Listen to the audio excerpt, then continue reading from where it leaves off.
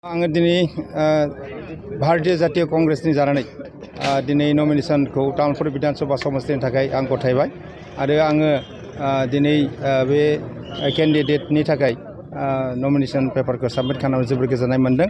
आंनि जे गोबां बोसोरनि जिथु सिमां बे सिमाङा दिनै जाफुंबाय आरो आंनि जिथु सिमां अकल नमिनेशन पेपारा साबमिट खालामनायनि उनावल' बे गोजोननाय नङा, आङो देरहालांनायनि जिथु मोनसे सिमां दं बेबो जाफुंगोन आरो आङो गोबां भट लानानै देरहालांनायनि मोनसे आसा दं आरो 70,000 बेखौ भट मोननानै आङो देरहालांगोन। बे जेंना आरो साननो गोनां बाथ्रा दङ। हाइ प्रफाइलाबो एखनबा जेनो, प्रधान मन्त्रियाबो एखनबा जेनो, नङा होमबा, चिफ मिनिस्टाराबो एखनबा जेनो। बे एख' गिदिर बाथ्रा राजनितियाव जिथु रायजोनि सायावसो निर्भर खालामगोन, खामानि मावनायनि सायाव बिसोरनि मत' बिसोरनि मावबोनाय पास्ट समावहाय मा धरনের रायजोनि खाथियाव थांदोंमोन, मा मावदोंमोन, मा थादोंमोन, बेफोरनि सायाव सोनारो।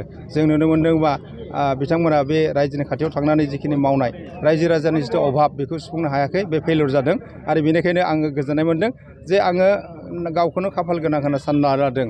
मानोना हाइ प्रफाइल आगोलनि CM प्रमद बर' बिथांजों दानि MP आरो लोगोसे आगोलनि MP आरो एबा स्पिकार आसाम बिधान सभानि बिथांमोनजों आङो दावहा नांनो मोननानै जोबोद निजेखौनो खाफाल गोनां होनना सानना लादों आरो बिथांमोनखौ आं फेजेननो हागोन, बे आङो रोखा।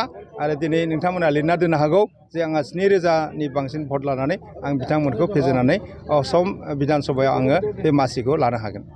रायजो राजाफोरनि खाथियाव आं बेखौनो लादों जे समाजाव एसे बेले बेजे जानानै दङ आरो नैबे मोनसे बाथ्रा नुनो मोना। दानि जिथु सरकार, दानि सरकारा मा नुनो मोन्दों, जातिफोरखौ लानानै, जात पातखौ लानानै जिहेथु मोनसे सासन खालामगासिनो दं, अपसासन होननानै बुंजायो बेखौ।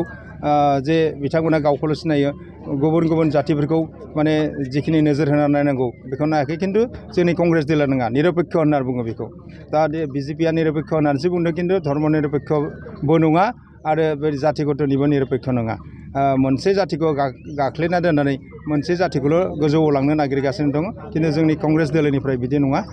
जोङो धर्म निरपेक्ष भाबै बेखौ जों खामानिखौ मावलांगोन आरो रायजो राजानि खाथियाव बिथांमोननि जिथु अभाब जोंहा बेवहाय मावनो गोनां दङ। जोंनि भुटान बर्डार एरियायाव मानसि आरो मैदेरनि जिथु संघात, दैनि जेंना, लोंनाय दैनि जेंना, दुब्लि बारियाव माइ गायनो दै मोना, ओमफ्राय जुबफ्रा दिनै आनइमप्लय जाना दङ।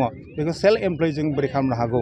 अकल साकरि दा सम्पुर्ण हयथ' जों होजोबनो हाया जानो हागौ, नाथाय जोङो मा खालामनो हागोन, बायदिसिना स्किमफोर होनानै शिक्षित जुबकफोरखौ जोङो मा खालामनो हागौ, सेल्फ एमप्लय खालामनो हागौ।